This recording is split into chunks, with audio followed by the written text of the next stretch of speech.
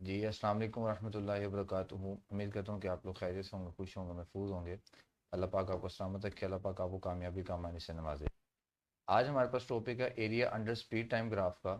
कि जनरली तौर पे आपके पास हमने फाइंड करना है स्पीड टाइम ग्राफ का एरिया। याद रखें कि आपने दो तरह के स्पीड टाइम ग्राफ्स पढ़े थे। एक जिसमें हमने डिस्कस किया था कि object is moving with constant acceleration, ये वाला ग्राफ, और एक हमने किया था कि body is moving with constant velocity and speed. तो इन दोनों का एरिया फाइंड करना बहुत शॉर्ट से टॉपिक है। मैं डायरेक्ट आपको इनके ग्राफ्स पे ले जाता हूँ।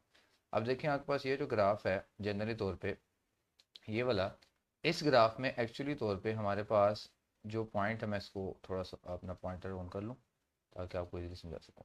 अब इसमें देखें ये जो स्पीड टाइम ग्राफ था जिसमें हमने देखा था कि बॉडी कांस्टेंट वेलोसिटी से मूव कर रही है, तो इसमें देखें तो ये एक ट्राइंगल शेप है, ये एक बिल्कुल ट्राइंगल शेप बनी हुई है ऐसे।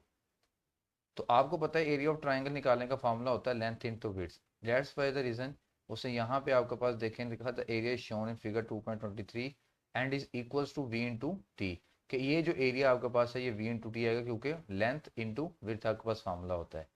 फिर हाँ, ट्राइंगल पे अगर आप आ जाते हैं तो ट्राइंगल आपको बताती है कि ट्राइंगल किस तरह। अब दूसरा केस था जिसमें बॉडी कांस्टेंट एक्सेलरेशन से मूव कर रही थी।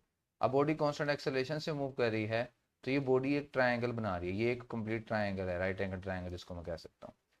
अब ये जो ट्रायंगल आपके पास है इसका एरिया, ट्रायंगल निकालने का फॉर्मूला होता है half length into breadth. Half length into breadth formula directly तौर पर अगर मैं आपको बताऊँ, फॉर्मूला होता है हाफ लेंथ इंटू ब्रेथ, ठीक है। तो अगर half length into breadth formula आपके पास मौजूद है तो उसके अकॉर्डिंग 1/2। अब यहाँ पे देखो लेंथ क्या है, ये मेरे पास लेंथ है, ये जो टी है डेट इज लेंथ, और ये इसकी ब्रेथ कह सकते हैं जो कि आपके पास वी है, या वी को आप ब्रेथ कह लें और वी को आप लेंथ कह लें और टी को ब्रेथ कह लें। तो मेरे पास टोटल फार्मूला देखिएगा नीचे आ रहा है हाफ वी इंटू टी। देखिए कहता है now consider an example, here speed of the object increase uniformly from 0 to v। यहाँ से बॉडी की स्पीड यूनिफॉर्मली इंक्रीज हुई, वी तक पहुँच गया। Time T the average speed is given by, तो एवरेज स्पीड बॉडी की आ जाएगी 0 + v = 1/2 v। तो डिस्टेंस कवर कितना आता है, स्पीड मल्टीप्लाई बाय टाइम। इस यहाँ से भी कर सकते हैं कि जो आपके पास फार्मूला होता था S = v/t, इस फार्मूले से भी आप लोग कर सकते हैं।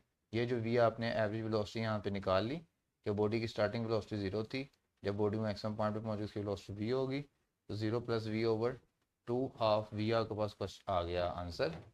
तो डिस्टेंस कवर्ड में आपके पास एवरेज मल्टीप्लाई बाय टाइम, तो स्पीड टाइम्स फार्मूला से आपने इसको फाइंड आउट कर लिया। नहीं तो उसने देखे नीचे मेरे वाला फार्मूला भी बताया जो मैंने अभी आपको रिसेंटली बताया कि एरिया ऑफ ट्राइंगल जो जनरल तौर पे है वो उसने यहाँ पे बताया कि एरिया ऑफ ट्राइंगल जो है क्या है, हाफ परपेंडिकुलर इंटू बेस, जहाँ जो मैंने आपको कहा था लेंथ इंटू ब्रेड्थ हो सकता है, तो वो भी हो सकता है आपके पास।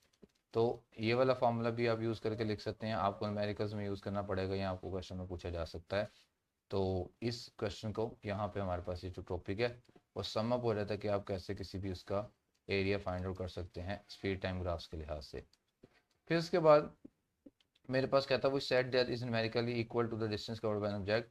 The area under speed time graph up to time axis numerically equal to the distance covered by object के साथ जो area under speed time graph होगा up to the time axis is numerically equal to the distance covered by the object. वो basically हम क्या find कर रहे हैं, डिस्टेंस फाइंड कर रहे हैं। वो चाहे आपके पास वो वाला केस हो एक्सेलेशन वाला, चाहे ये वाला केस हो आपके पास। इसके बाद मेरे पास नेक्स्ट टॉपिक चलता है बेटे, solving problems for motion under gravity. Problems को सॉल्व करना है अंडर ग्रेविटी की मूवमेंट्स के लिए। अच्छा ये आपको बोर्ड पे समझाने वाले इस तरह समझ नहीं आएगा। अभी तक हम इसी टॉपिक पे रहते हैं, इंशाल्लाह नेक्स्ट टॉपिक को डिस्कस करेंगे कल। तब तक के लिए अपना ख्याल रखिएगा, फ़ी अमान अल्लाह।